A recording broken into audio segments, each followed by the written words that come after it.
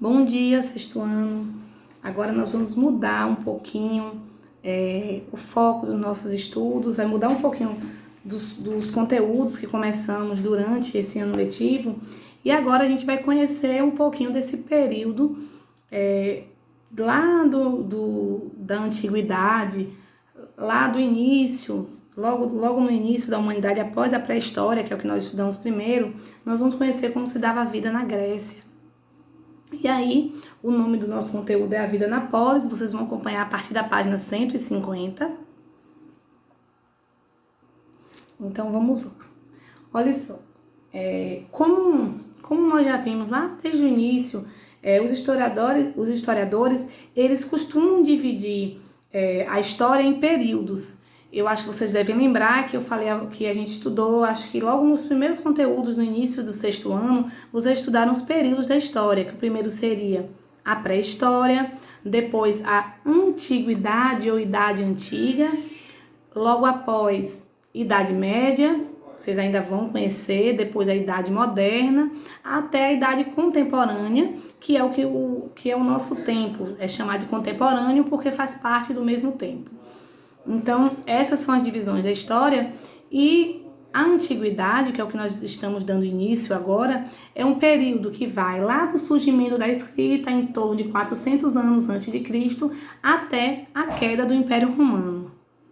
Uma coisa importante que nós precisamos falar é que a gente não pode falar de uma antiguidade que tem as mesmas características em todo o mundo, né? Cada povo tem a sua história e tem uma maneira única de se desenvolver, uma maneira única de viver.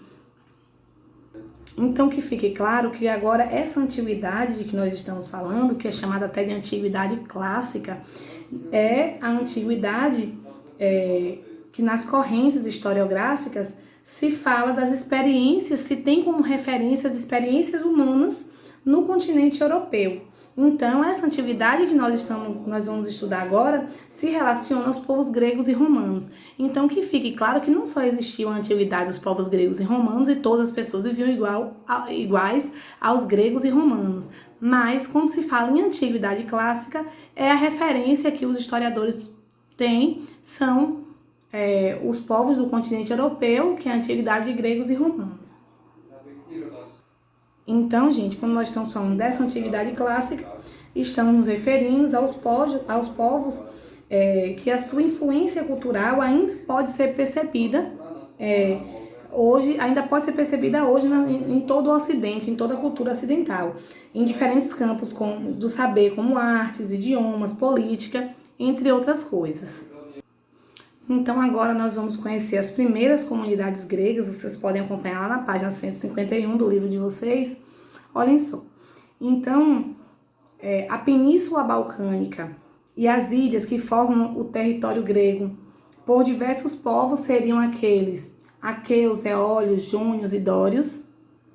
E o intercâmbio cultural, a troca de culturas entre esses povos, eles proporcionaram a formação da cultura grega. Então, a cultura grega começa a partir desses povos, né? Aqueus, eólios, jônios e dórios. E essa cultura se dá através da troca cultural, do intercâmbio sociocultural da vida entre esses povos.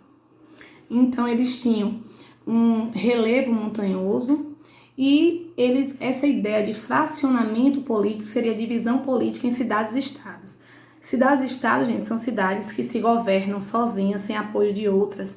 Não depende de um presidente que governasse todos os povos que viviam na Grécia. Não, cada um tinha suas cidades-estados, com suas próprias leis e sua própria organização política e social. Uma coisa importante, gente, é essa questão aqui, portos naturais que facilitavam o comércio marítimo, ou seja, havia uma grande faixa litorânea, um litoral muito grande, que proporcionou o desenvolvimento das navegações, das viagens marítimas, o intercâmbio e o comércio com diferentes povos. Essa ideia de relevo montanhoso aqui, tá vendo? Então, essas altas montanhas que separavam algumas regiões de outras favoreceram a formação de diversas comunidades isoladas e politicamente independentes. Por isso que foi através desse relevo montanhoso, como as pessoas ficaram muito separadas umas das outras, então houve essa divisão política e se formam as cidades-estados, que eu disse a vocês que são cidades que têm sua autonomia, seu próprio governo, sua própria forma de viver, independente das outras cidades. Por isso que o nome eram cidades-estados. Essas comunidades, gente, elas começaram a ser organizadas em grupos de pessoas que tinham laços de parentesco, ou seja, eram núcleos familiares. Por isso que se deu a ideia de genos, comunidades gentílicas. Era uma comunidade feita em família, né? Havia nessas famílias, nessas comunidades, havia o poder político, claro, que seria o chefe da comunidade, religioso e judicial. Então, nessas comunidades chamadas de genos, havia o chefe da comunidade, seus parentes, os dependentes e os escravizados. Então, em seus territórios, gente, havia uma coisa muito importante, havia ausência de desigualdade social, ou seja, tudo que eles produziam para uso em comum. Por isso que a gente tem essa ideia de propriedade e trabalho coletivos. Tudo era dividido entre as pessoas que viviam na comunidade. Então, algo bem importante para falar que nos territórios deles, eles praticavam agricultura de subsistência. Aí vocês podem dizer, o que é subsistência? A agricultura para sobreviver.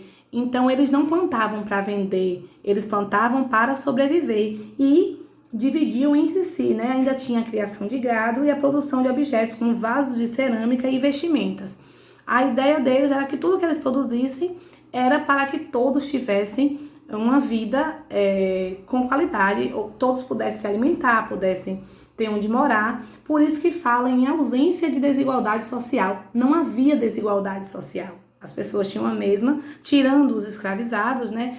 E eu quero muito que vocês pensem sobre isso. Infelizmente, nós temos uma ideia de que todo escravizado é da África ou negro. Não, nós estamos falando de um período em que as pessoas ainda não faziam essas grandes viagens e que os escravizados, eles tinham algum motivo, muitas vezes eram por dívida, um escravizado porque eles lutavam com os povos vizinhos, como eu disse a vocês, as cidades-estados, né, que eram divididas por essas áreas montanhosas, eles também disputavam.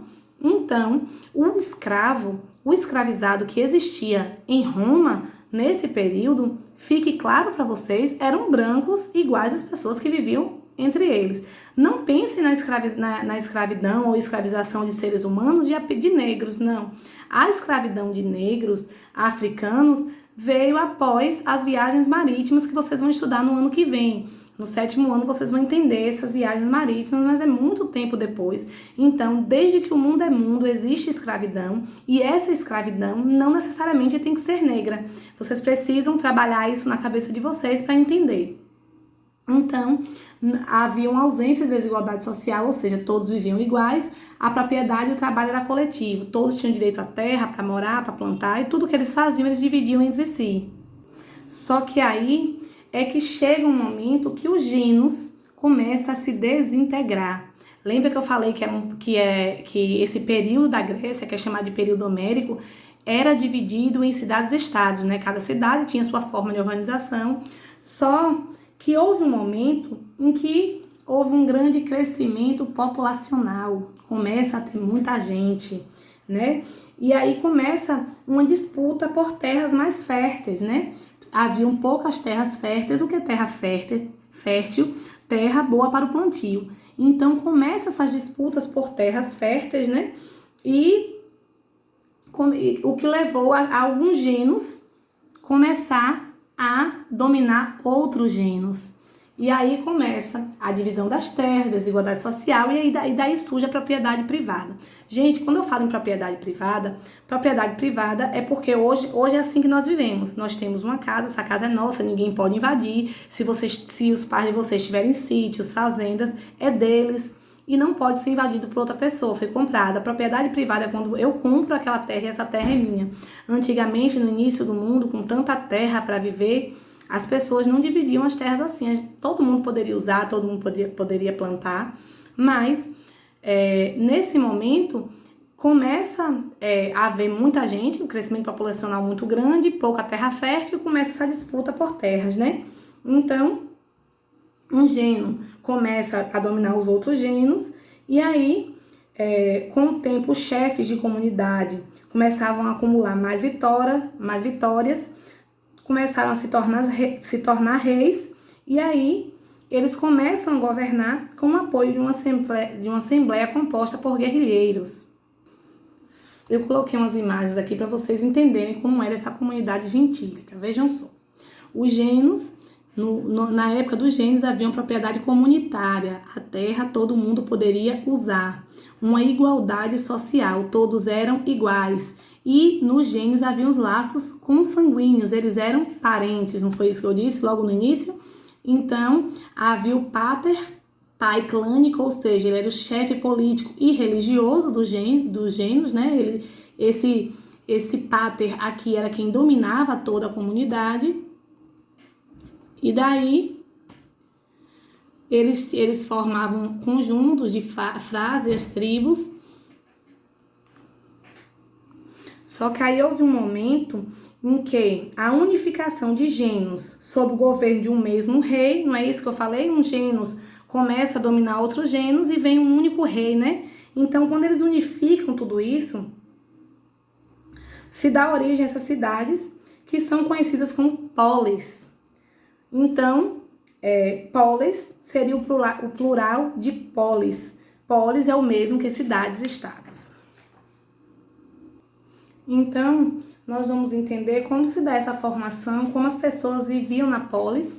A polis é o mesmo que cidade, não é isso? Até então eles viviam em gênios, né? E aí esses gênios começam a ser dominados por um chefe político. Ele começa a dominar outros gênios até que se transforma na polis, que é o mesmo que cidade. Então, com a unificação dos gênios em cidades-estado, a posse da terra ela deixa de ser coletiva. Lembra que eu disse que as terras todos poderiam usar? E aí o poder político passa a ser exercido pelos aristocratas, né, os grandes proprietários de terra, e a vida social se centraliza na polis. Daí que se dá uma vida social mais... eles vão ter uma vida social muito mais badalada, eles vão a partir daí, muda totalmente até a maneira de pensar depois que se formam essas polis. Olha só, gente, cada polis ela tinha uma maneira diferente de organização, mas era muito comum que elas fossem divididas em 4 partes, até porque era uma zona montanhosa, né? Como eu disse desde lá do início, quando a gente começa a conhecer o novo conteúdo. Então, a parte mais alta da polis era chamada de acrópole. Então, como eu já havia dito, essa acrópole também se localizava o centro religioso. A parte baixa, que era onde ficavam aqui, tá vendo? As moradias. Essa parte baixa eram as moradias de artesãos, comerciantes e proprietários de terra. E a ágora era o espaço público, onde os moradores da polis conviviam e onde os cidadãos se reuniam para discutir política e outros assuntos relacionados à cidade. E o campo, onde eram realizadas as atividades agrícolas e viviam os agricultores. Aqui é uma imagem, gente, do que é uma polis, né? Então, cada cidade-estado grega era um centro político, social, religioso, autônomo. Lembra que eu falei em cidade-estado? Exatamente, eles tinham autonomia. Então, com uma classe dominante, eles também acreditavam nos deuses e tinham um sistema de vida próprio. Uma coisa importante, gente, como a polis era governada por uma aristocracia, só que apenas as pessoas que eram consideradas cidadãs, elas poderiam se interferir, poderiam dar alguma opinião nos assuntos políticos da polis. Como eu disse, que a gente não pode esquecer que toda vez que a gente fala em cidade-estado, a gente fala de uma cidade que tem autonomia, independente, né? Então, uma cidade, uma polis, não dependia da outra. Então, as decisões políticas, econômicas, eram sempre mantidas de maneira autônoma, como eu falei desde o início. e também não havia um controle centralizado de todas as polis. Cada polis tinha o seu próprio governante. Agora havia um elemento principal que integrava o mundo grego, que era a língua e a religião. Então a única coisa deles, de todos os povos que viviam na Grécia naquele período, eles tinham a língua e a religião em comum. Vamos conhecer então, gente, a sociedade ateniense. A cidade de Atenas era conhecida como uma cidade exemplar da Grécia Antiga, por sua cultura e prosperidade econômica. Atenas se desenvolveu na Ática, região cercada de montanhas. Por causa da falta de terras férteis, os atenienses voltaram-se para a pesca, a navegação e o comércio marítimo. Uma coisa importante na polis de Atenas é que só eram considerados cidadãos os homens adultos livres, filhos de pais atenienses e que cumpriram o serviço militar. E somente essas pessoas que eram consideradas cidadãs, elas poderiam ser donas de terra, participar da vida política e exercer cargos públicos. Então, nem todo mundo era considerado cidadão em Atenas. E olha quando a democracia vai surgir aí. É daí que a gente vai conhecer a palavra democracia. E algo importante é isso, é que para eles nem todos eram cidadãos. Tinham que ter nascido em Atenas e ser filho de pai ateniense e cumprir o serviço militar. Qualquer outra pessoa que não passasse por todos esses processos não seria um cidadão, então não teria direitos políticos. Então, a sociedade ateniense era formada pelos eupátridas. Quem eram os eupátridas? Os grandes proprietários de terra. Pelos georgóis, que eram os pequenos proprietários de terras. Os demiurgos, que seriam os comerciantes. E os tetas, que eram os camponeses sem terra. Esses tetas que não tinham terra, eles tinham que trabalhar eles trabalhavam nos genos e eles não eram considerados cidadãos. Também tinham os metecos e os escravos, né? Os metecos e escravos, eles também não tinham direito à cidadania. Eles eram estrangeiros, né? Os estrangeiros, na verdade, seriam os metecos e os escravos. Esses também não tinham direito à cidadania, não eram considerados cidadãos. Então, vamos entender um pouquinho sobre as leis, né? Então, naquele período, a concentração do poder militar, político e econômico estava nas mãos dos aristocratas, e isso fazia com que a maior parte da população ficasse insatisfeita porque eles não faziam parte desse grupo social. Então, os demiurgos que já estavam enriquecidos, eles queriam uma maior participação no governo. Ainda tinha a questão dos georgóis e os tetas, que eu coloquei no slide, né, que é o último slide que eu falei sobre eles, sobre como era dividida a sociedade. Eles viviam com a ameaça de que poderiam ser escravizados a qualquer momento. Então, na maioria das cidades gregas, naquele momento, não haviam leis. As leis ainda não haviam leis escritas. Haviam leis, mas elas ainda não eram leis escritas. E a justiça estava nas mãos de quem? Dos aristocratas. E aí, como os aristocratas perceberam que poderia haver alguns levantes, alguma revolução contra eles, e aí eles deram uma pequena abertura na legislação, e em 621 a.C. eles nomeiam Drácon para redigir as primeiras leis escritas, né? Ele elabora o primeiro código de leis e todos poderiam conhecer, e essas leis não poderiam ser mudadas pela simples vontade dos juízes da aristocracia. Essas leis começam oral, né? Mas depois Drácon vai fazer as leis escritas. Na prática, essas leis de Drácon faria com que todos os cidadãos de Atenas, todos os atenienses, tivessem sujeitos às leis desse código. Então, as leis seriam para todos os cidadãos atenienses. Só que mesmo Drácon criando essas leis, isso não fez com que acabasse os conflitos na polis de Atenas, né? Já que o poder político e econômico ainda estava concentrado nas mãos de quem, gente? Da aristocracia.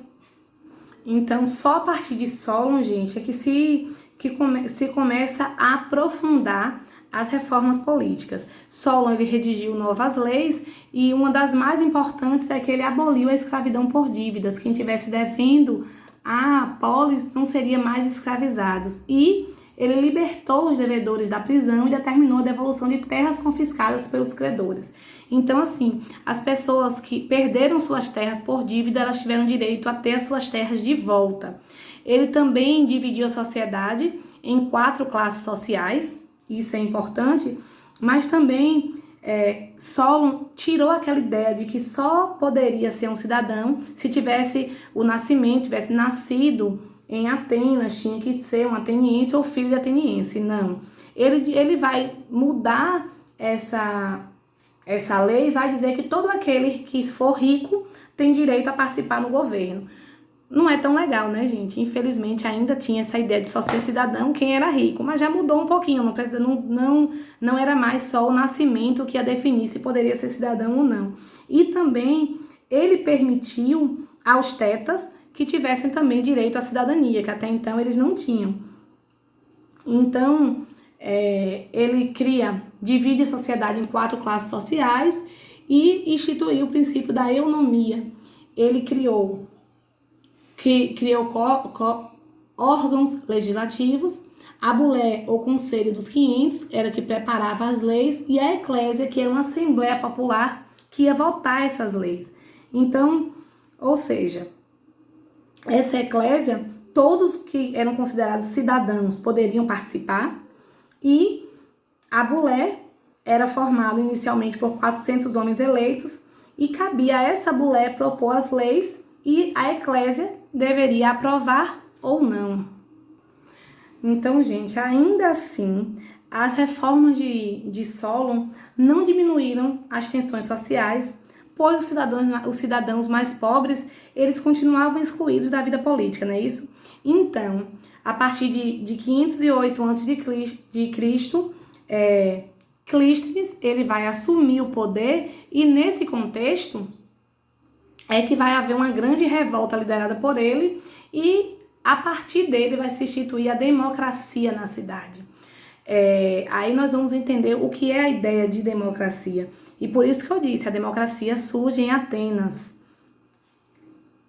Então, é só a partir de Clístenes que todas as pessoas mais pobres tiveram acesso à política.